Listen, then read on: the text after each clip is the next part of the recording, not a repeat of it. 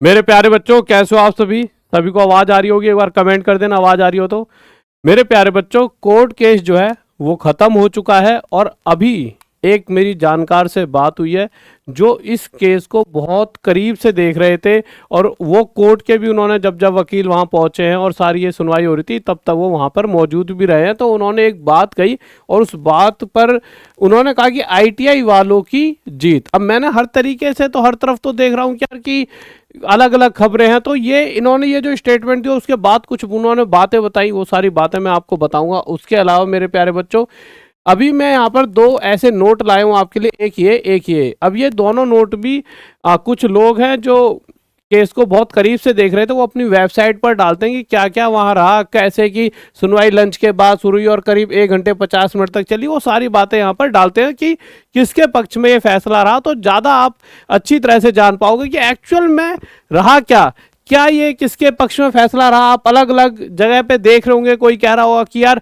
Exam 17 नवंबर से पक्का हो गया, नहीं हुआ है। वो सारी चीजें A to Z आपकी यहाँ पर क्लियर हो जाएंगी और आपको मतलब कि एकदम दिमाग एकदम क्लियर हो जाएगा कि क्या रहा कोर्ट केस की। एक एक जो छोटी से छोटी जानकारी है वो आपको यहाँ पर अभी मिलेगी और मैं सारी चीज़ों को एकदम आराम से आपके लिए लेकर चलता हूँ। सबसे पहले मेरे प्यारे बच्चों, बात करते हैं इन नोट्स की। जो ये नोट्स हैं, जो कुछ लोग कहते हैं, ये वो लोग हैं कहते हैं कि हमारी बिल्कुल करीब से हमने इस केस को देखा और हम अक्सर आते आते रहते हैं, और वो हर बार कुछ ना कुछ वहाँ पे नोट डालते हैं कि क्या क्या रहा। जैसे इसमें इन्होंने कहा सुनवाई लंच के बाद शुरू हुई और करीब 1 घंटे 50 मिनट तक चली। दोनों पक्षों रेलवे और आईटीआई वाले की दलीलों को विस्तार से सुना गया। रेलवे ने अपना पक्ष मजबूती से रखा, विशेषकर की भर्ती प्रक्रिया की शुरुआत फुल नोटिफिकेशन से मानी जाती है। आईटीआई वकील ने अपनी दलील पेश की, लेकिन जज साहब ने हर पॉइंट को ध्यान से सुना और नोट किया। वीडियो के रिकॉर्डिंग समय तक शाम 5:08 फाइनल निर्णय वेबसाइट पर अपलोड नहीं हुआ था, अभी तक नहीं हुआ है, लेकिन पूरी संभावना जताई गई है कि फैसला आज ही जारी हो सकता है, अधिकतम अगले दिन तक आ जाएगा। वेबसाइट पर कोर्ट का स्टेटस पेंडिंग दिखा रहा है, यानी कि अभी जो कोर्ट की तरफ से जो नोटिस है, बट मोटी मोटी जो अंदर की बात है वो उसी बातों को अब आप एक वेबसाइट पर देख लो, पर मोटी मोटी इन्हें जो बातें पता है वो मैं सारी आपको बता रहा हूँ जो एक्चुअल में इन्होंने वहां पर सुनी है। तो अब तक जो माहौल है उससे लगता है कि जज का जुगाव 10वीं पास उम्मीदवारों के पक्ष में हो सकता है। रेलवे की दलीलें ज्यादा स्ट्रांग रही और जज सामने पहले जितना काउंटर किया करते थे उतना काउंटर नहीं करा, यानी कि कहीं ना कहीं पक्ष में जा रहा है। अब एक मुद्दा भी और उठ रहा है कि यार पूरा मैं पढ़ूंगा कि 17 नवंबर को नहीं होगा एग्जाम। अच्छा, इस मुद्दे के उठने की वजह क्या है कि 17 नवंबर को नहीं होगा एग्जाम?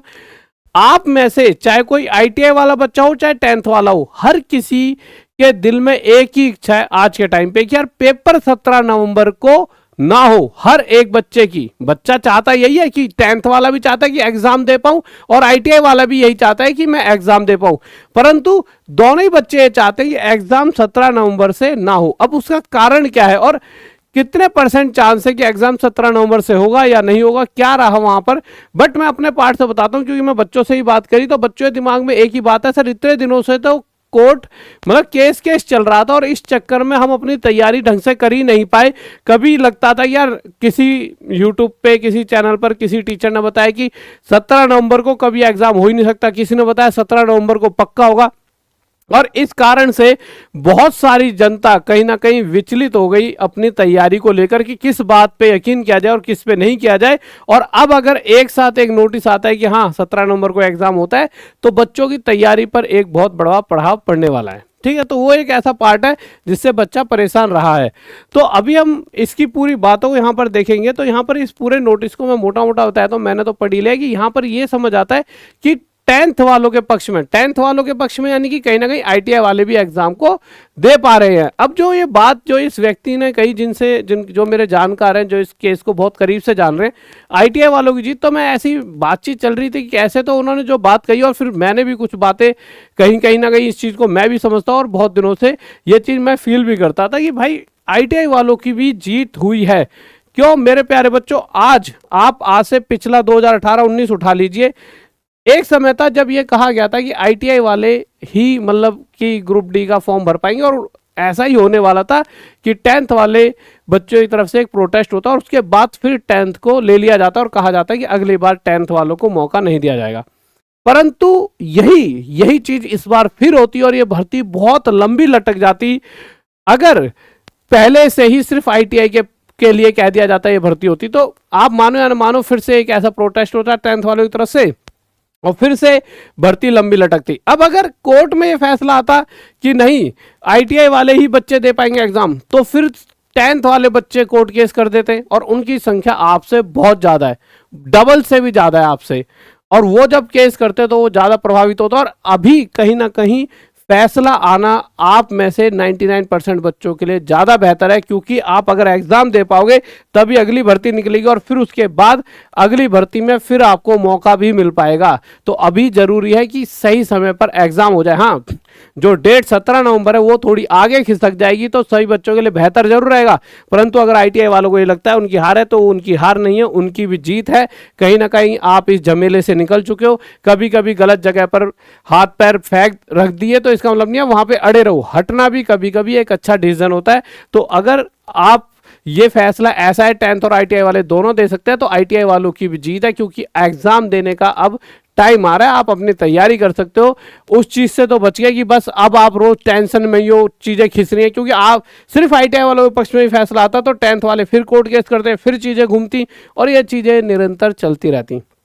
अभी क्या है, आपको तैयारी करनी है, आपको पता है। अच्छा, एक चीज और बहुत छोटी सी बात बताता हूँ, अभी एक न्यूज़पेपर में सुबह से साफ कह दिया गया था ग्रुप डी के इतने पदों पर भर्ती की परीक्षा 17 नवंबर से प्रस्तावित। ये बात एक न्यूज़पेपर में कोर्ट का फैसला आने से पहले भी ये बात कही जा चुकी है, और कोर्ट में भी अगर मोटा मोटा जो मेरी बातें हुई उसमें यही दिखाई कि हाँ कहीं ना कहीं एग्जाम डेट का तो नहीं पता, पर जो फैसला है वो 10th और ITI दोनों के पक्ष में ही गया है।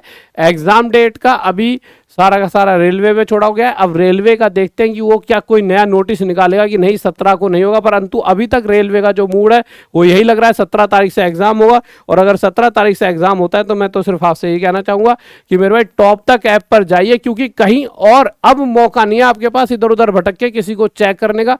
अब उनसे पढ़े जिन्होंने पहले भी सिलेक्शन देना है, और उन कोर्सेज को पढ़ लीजिए जिससे पूरा पूरा सिलेबस आपका सेम टू सेम आता है। तो टॉप तक पर जाकर T100 कोड यूज करना, आपको 100 रुपीज का एक्स्ट्रा डिस्काउंट मिल जाएगा। आपको वहां पर क्रैश कोर्स मिल जाएगा, मैथ का, रीजनिंग का, सभी सब्जेक्ट्स के वहां क्रैश कोर्स हैं, उन्हें पढ़िए। कम समय में अच्छी तैयारी ऐसे ही होगी। अगर आप ये सोचो कि नहीं मेरे भाई इधर उधर भटक के, तो फिर आप अपना समय खराब करोगे, और अभी वो टाइम नहीं है जब आप किसी नए और ऐसे चेहरे पर अपना दाव लगाओ जिस पे बस आप सोच रहे हो यार कि आजकल रील में बहुत चल रहा है। नहीं, जिन्होंने सिलेक्शन दिलाया अब उनसे पढ़ लो। आपने मस्ती वाले टीचरों से तो बहुत पढ़ाई कर ली, तो अपनी पढ़ाई करें, कमेंट करें आप और क्या चाहते हो, वो सारी चीजें आपके लिए पूरी की जाएंगी। जय हिंद, जय भारत, लव यू सभी को। अब अपनी तैयारी में लग जाओ, क्योंकि जितनी बातचीत मैंने करी है मुझे इतना समझ आ चुका है मेरे प्यारे बच्चों, अब सीधा पेपर ही होगा। और हाँ, ये हो सकता है शायद जितना निकल कर आ रहा है इतनी तेजी से कैसे तैयारी हो पाएंगी, इस वाली बात पे भी चर्चा चली।